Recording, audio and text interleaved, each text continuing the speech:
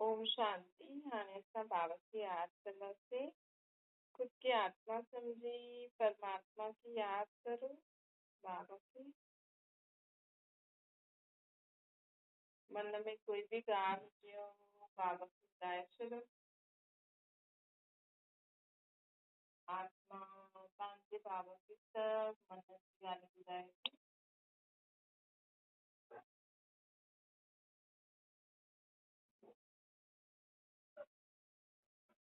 हाणे संकल्प करो, मां आत्मा शांत स्वरूप आहियां। मां आत्मा प्रेम स्वरूप आहियां। मां आत्मा आनंद स्वरूप आहियां।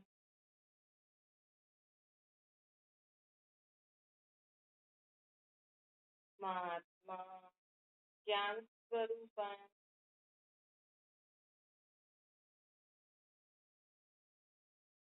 पवित्र आहियां। शक्तिशाली आहियां।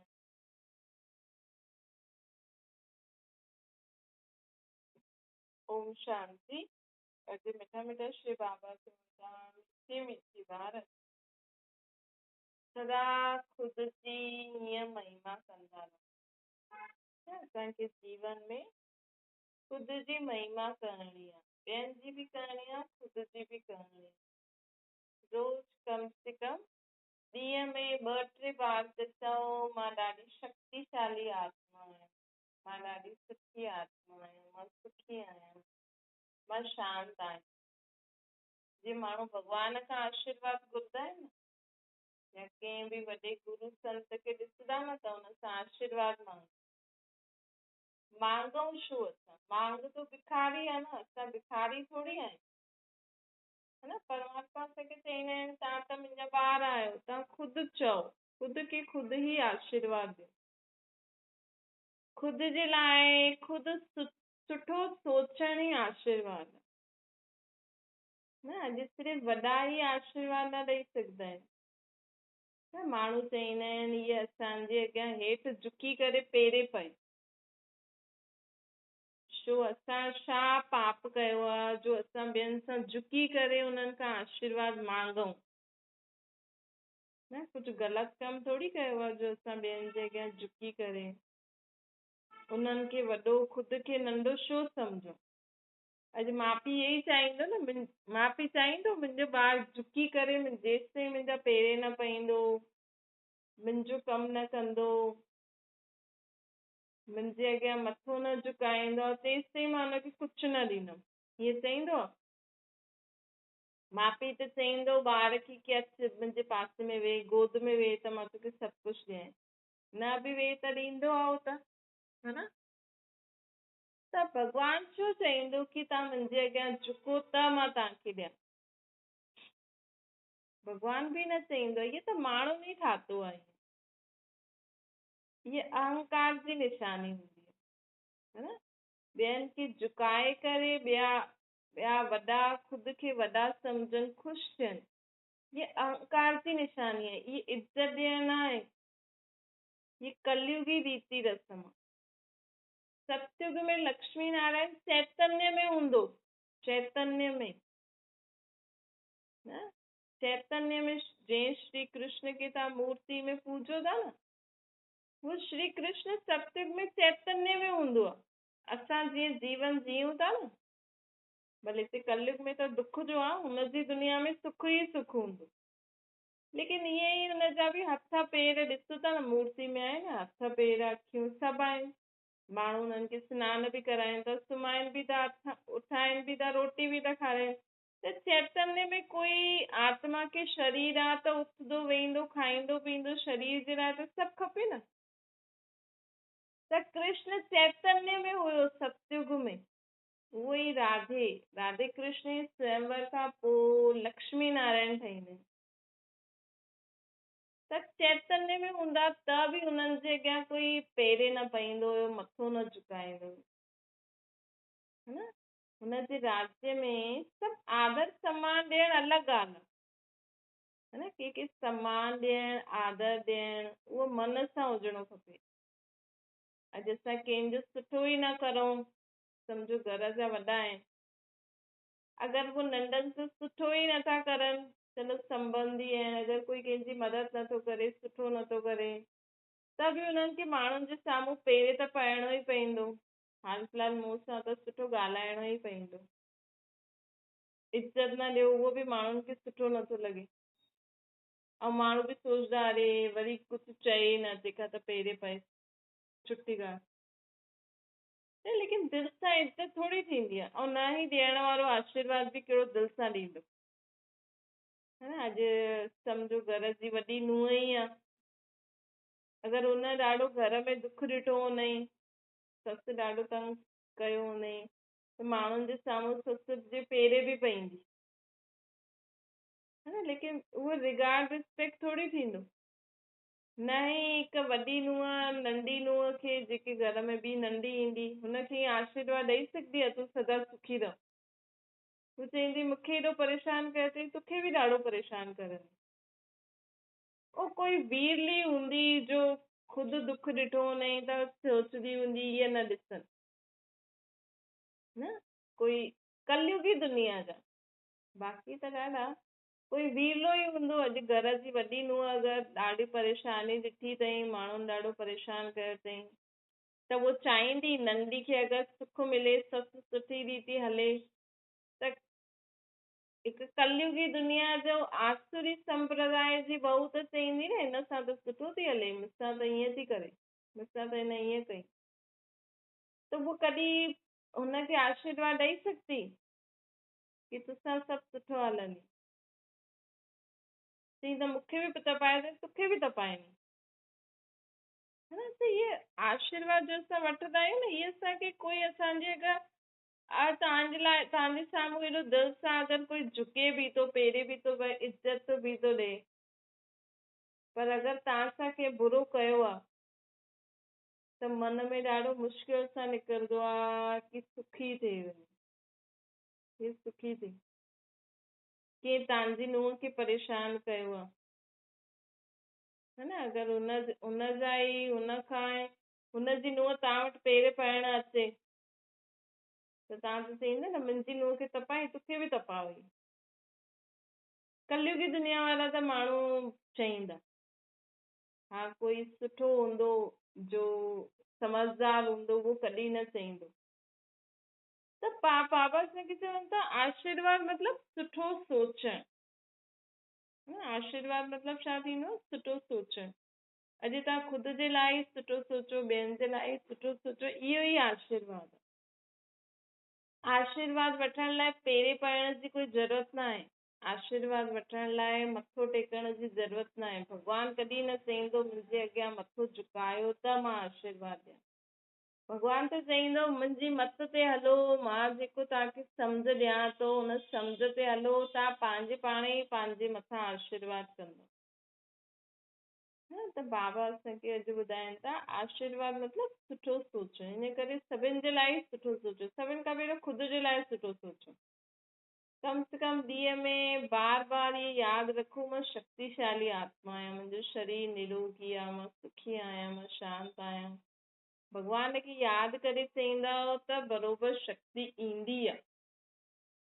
शक्ति त आहे, ॾिसो अगरि तव्हां भक्ति बि कंदा आहियो न, भले माण्हू बिना पहचान सां बि भॻवान खे यादि कंदो आहे न, छो जो भॻवान जो रूप त निराकार, उहो त परम धाम में वेठो आहे, त बि अगरि तव्हां जाते बि भॻवान खे मञो था, जंहिं बि रूप में तव्हांखे शक्ति मिलंदी आहे, लेकिन तव्हां हुन शक्ति खे सही कम में लॻायो, सही रीति कार्य में लॻाई, त तव्हांजे मथां आहे न। त इन करे बाबा चवनि था उहो सही तरीक़ो छा आहे? सुठो सोचणु।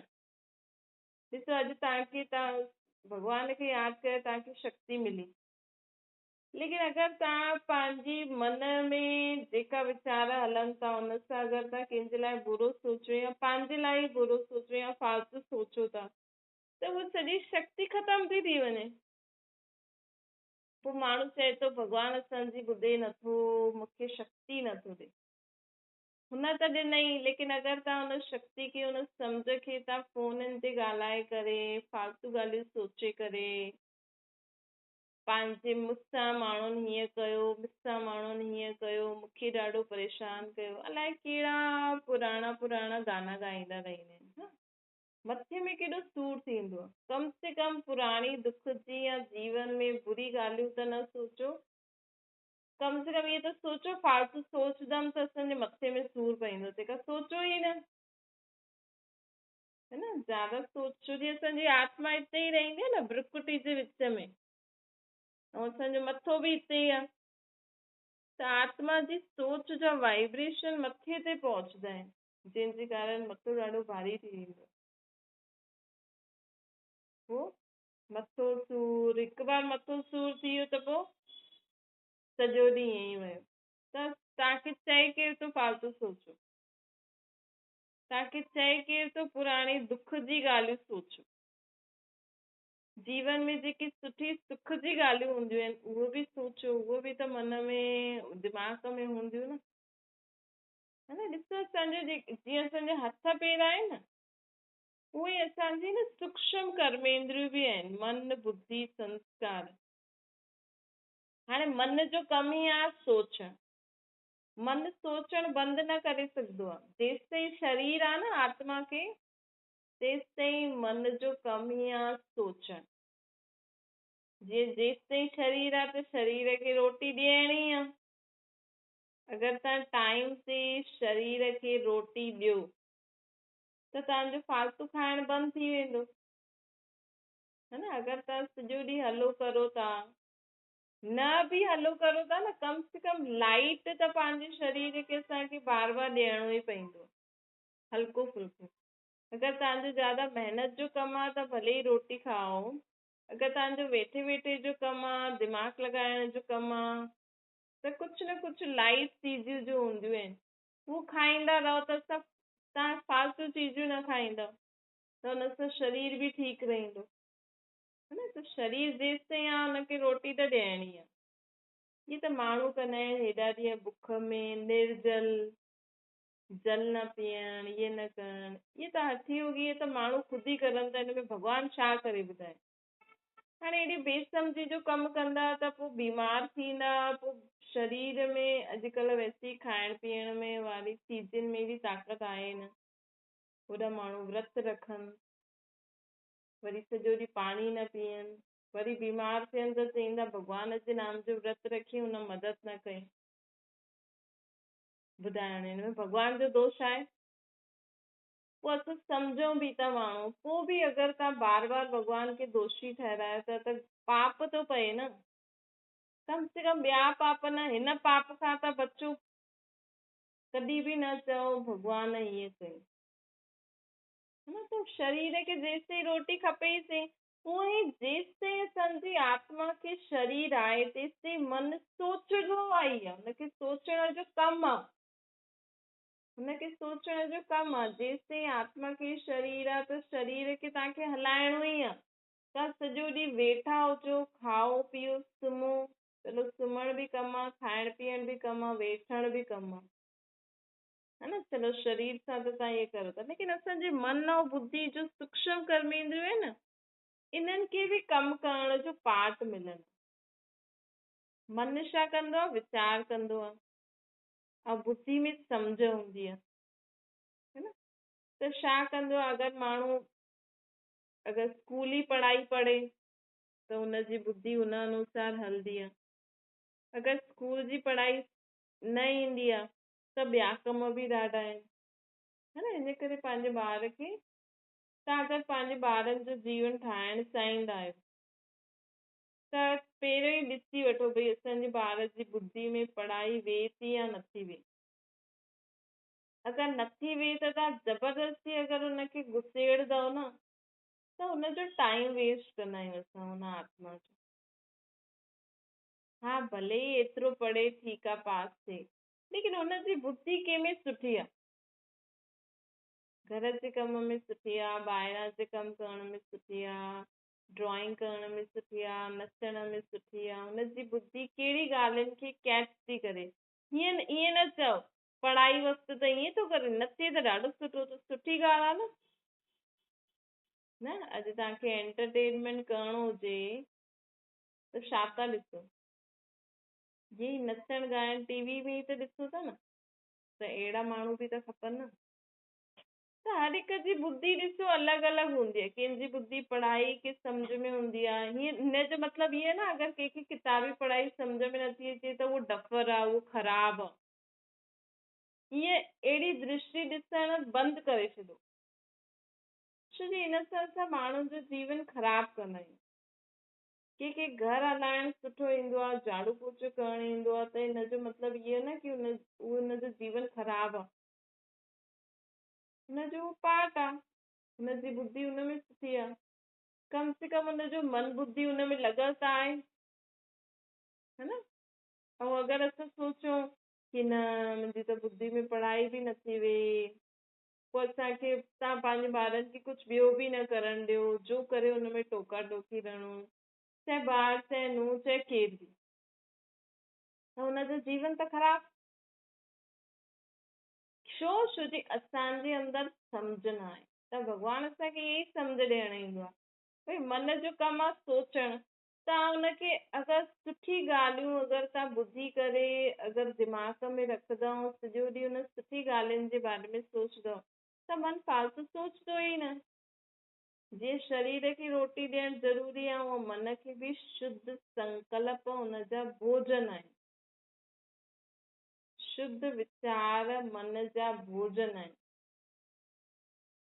है न। हर घंटे तव्हांखे चेक करणो आहे, घड़ी घड़ी चेक करो मन फालतू थो सोचे या सुठो थो सोचे। अगरि मन फालतू थो सोचे न, त मतिलबु हुनखे रोटी खारायो। छा खारायो?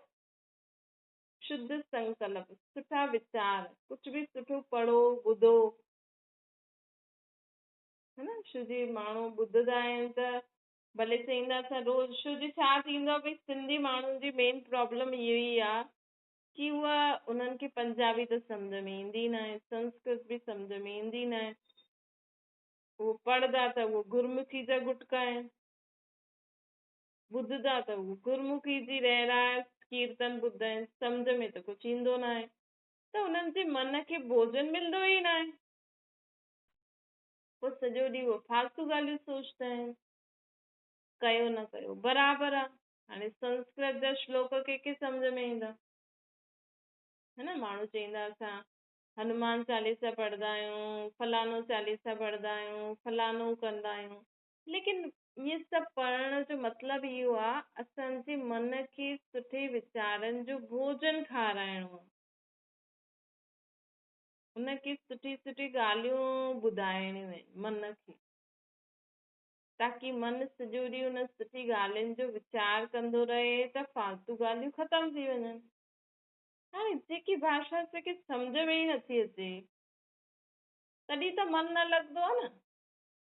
भई माण्हू ज़बरदस्ती हट सां त वेही रहंदो आहे, शरीर खे विहारे छॾियो, लेकिन हाणे तव्हां ॿुधायो था राम राम जपो था, हुनमें तव्हांजे मन जे प्रश्ननि जा उत्तर मिलनि था छा?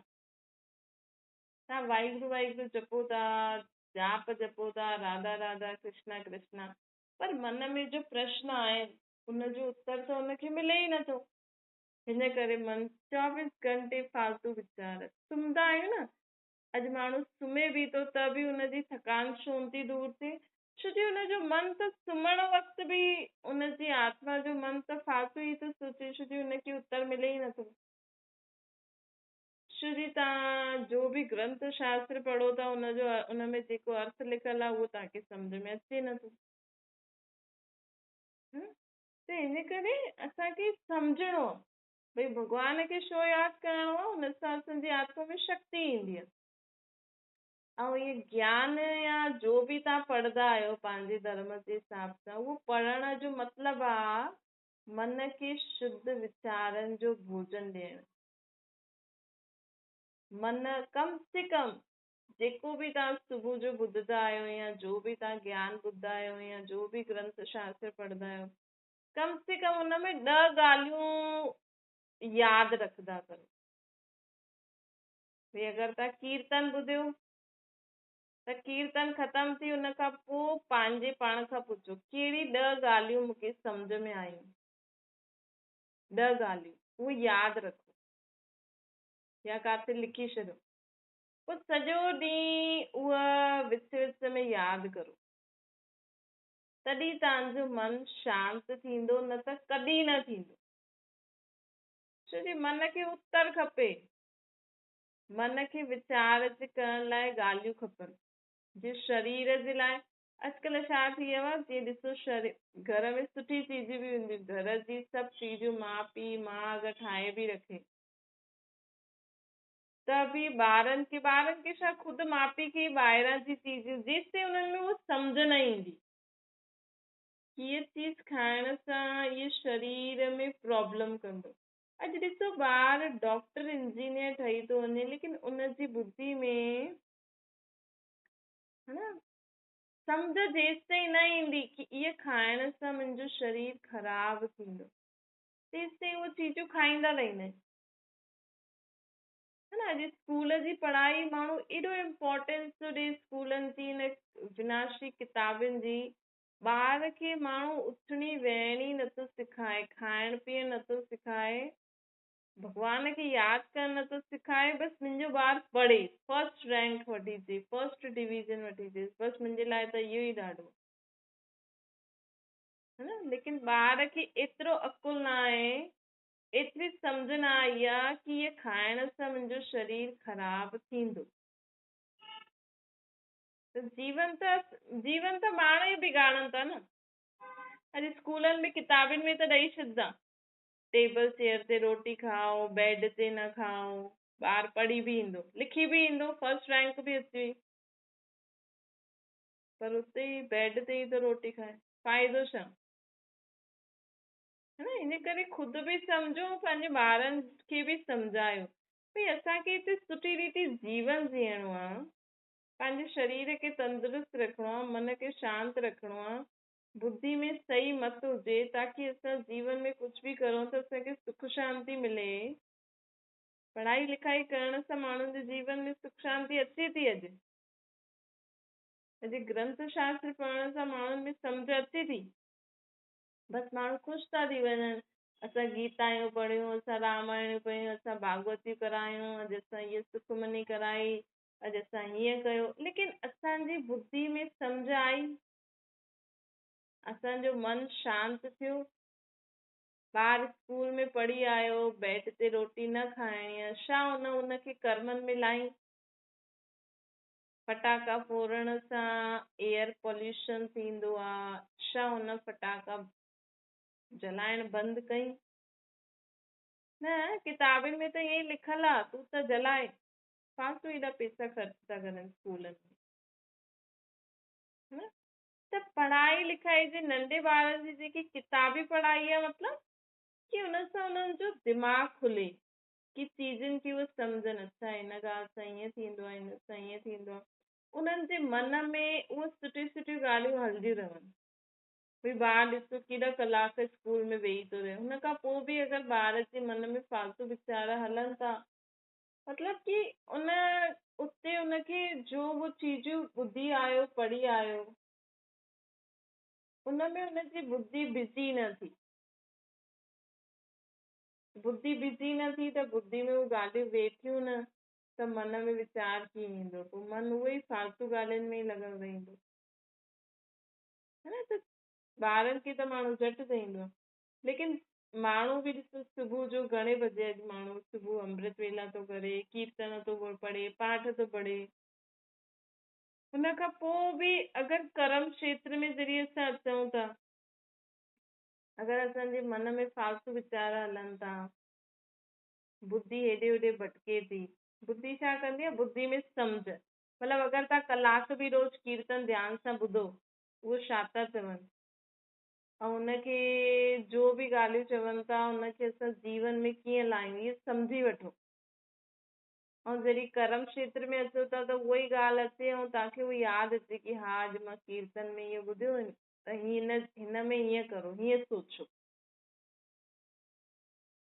ऐं तव्हां उनमें अगरि भॻवान खे यादि कंदा त शक्ति बि मिलंदी। तॾहिं त असांजो सॼो ॾींहं में जो ॻाल्हियूं ईंदियूं, हुनजे कारण असांजो मथो भारी न थींदो, त अची वई न सुख शांति। त बसि ग्रंथ शास्त्रनि में जो पढ़ाई आहे, इहा आहे जीवन में जो परिस्थिति ईंदी आहे हुनखे कीअं पार करूं, हुन समय छा मन खे उत्तर ॾियूं, कीअं असां शांति सां हुन परिस्थितिनि, त उहे ॻाल्हियूं लिखियल आहिनि।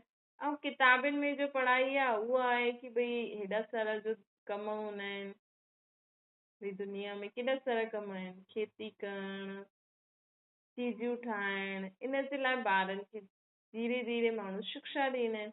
त ॿारनि खे बि पढ़ाई पढ़ाई पढ़ाई न करो, हुननि खां बि पुछो भई अॼु तव्हांजी किताब में छा छा चीजियूं सेखारियूं तव्हांखे, इंट्रस्ट सां।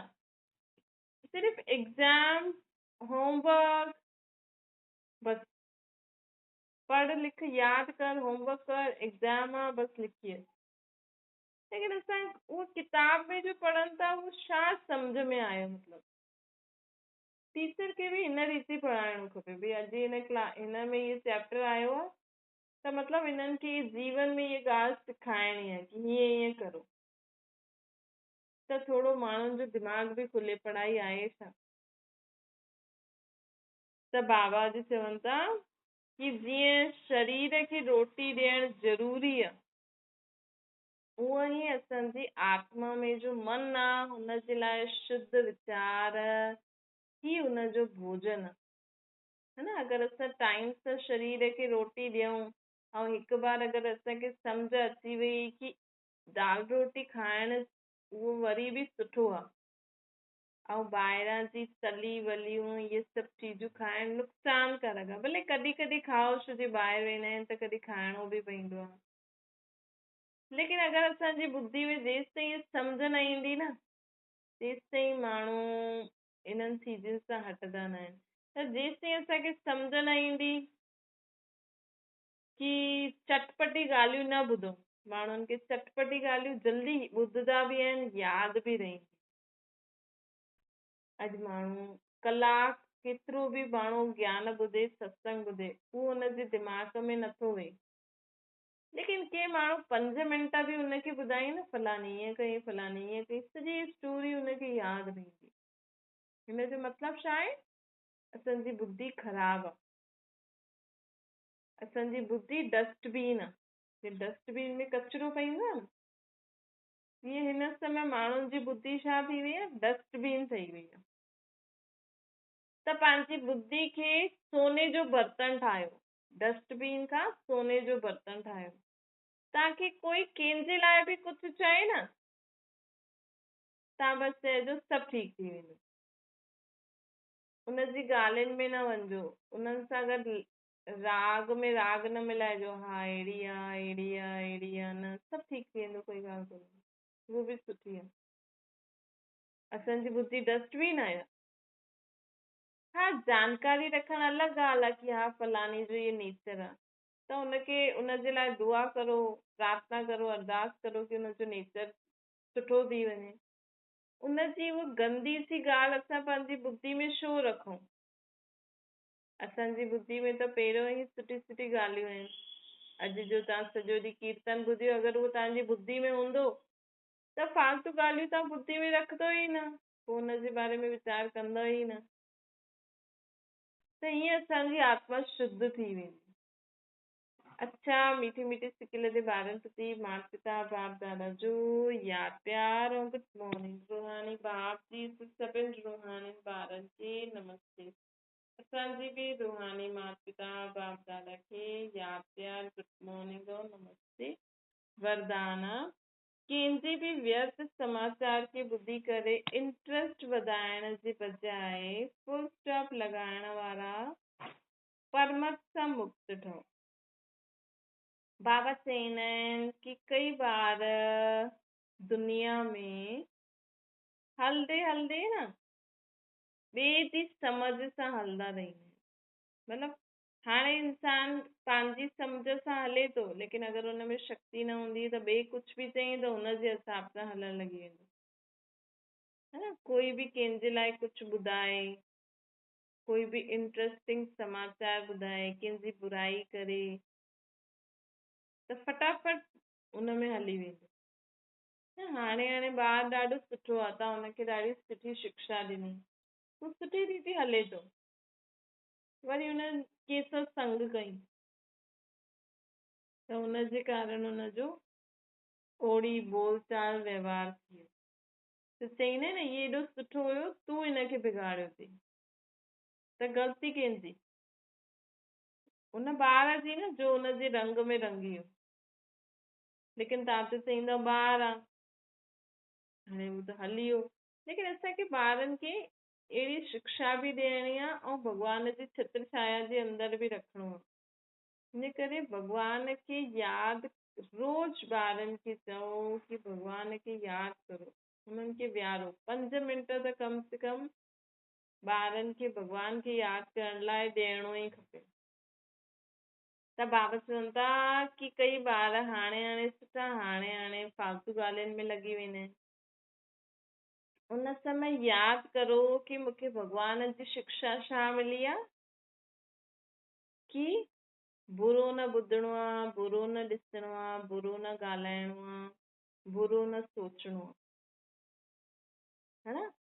असां कंहिंजी बुराई बि तॾहिं ॿुधो जॾहिं तव्हां हुनजे लाइ सुठो सोचे सघंदा आहियो, न त न ॿुधो।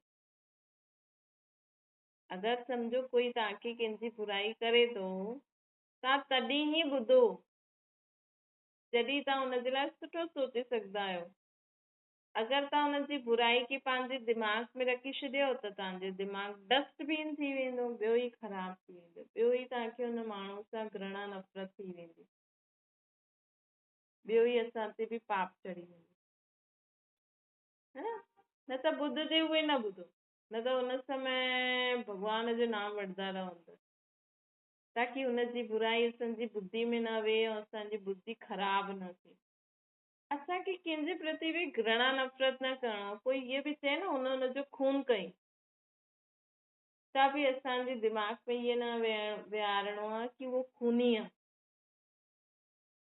जॾहिं बि कोई ॿुधाए हुन पतो अथई हुन खून कई, ईअं कई, ईअं कई, त सभु सुठा थी वेंदा, सभु सुठा थी वेंदा, सभु सुठा थी वेंदा। छो जे अगरि जंहिंजी बुद्धि में, जंहिंजे मन में कंहिंजे लाइ ख़राबी हूंदी आहे न, उहा आत्मा भॻवान की यादि करे ही न सकती। आप जिस व्यक्ति से बात कर रहे हैं उन्होंने आपके कॉल को होल्ड पर रखा है। कृपया लाइन पर बने रहिए। The person you are speaking with असांजे अंदर भॻवान आहे, असांखे मन सां भॻवान खे यादि करिणो आहे। लेकिन अगरि असांजे मन में अशुद्ध हूंदी, ॿिए जे लाइ घृणा नफ़रत हूंदी, त असां भॻवान खे यादि करे ही न सघंदासीं। त इन करे कोई कंहिंजे लाइ बि बुराई ॿुधाए न, त अगरि हुन लाइ या त सुठो सोचो या ॿुधंदे उहे न ॿुधो। स्लोगन आहे, जंहिंजी दिलि विशाल आहे उन्हनि जे सपने में बि हद जा संस्कार ऐं मौज न थींदा आहिनि। मतिलबु बुद्धि खे असांखे विशाल रखिणो आहे। विशाल मतिलबु सभु सुठा आहिनि। जेको खूनी खून थो करे, चोरी थो करे, उहो बि सुठो आहे। छो जी असल में त उहो सुठो ई हुयो न, लेकिन हुन समय उहा खून करण जे वश हुनजे दिमाग़ में उहो ख़राबु ॻाल्हि अची वई। वैसे त उहो सुठो ई आहे, लेकिन हुन समय उहो रावण अर्थात बुराई जे वश थी वियो। त असांखे हुन आत्मा खे शक्ति ॾियणी आहे कि उहो कंहिंजे बि बुराई जे वश न अचे ऐं उहो हमेशह सुठो रहे। त विशाल दिलि वारा केरु हूंदा आहिनि? जो सभिनि खे सुठो चई करे, सभिनि खे भॻवान जो ॿार सम्झी करे, सभिनि सां सुठी रीति हलंदा आहिनि। भले तव्हां कंहिंजी स्थूल रीति मदद न करो, कंहिंखे पैसा न ॾियो, चीजूं न ॾियो, लेकिन तव्हां सभिनि जे लाइ सुठो त सोचे सघंदा आहियो न। ये असांजो सुठो सोचण ई उन्हनि खे मदद कंदो। अच्छा, ओम शांति। बाबा खे यादि करो।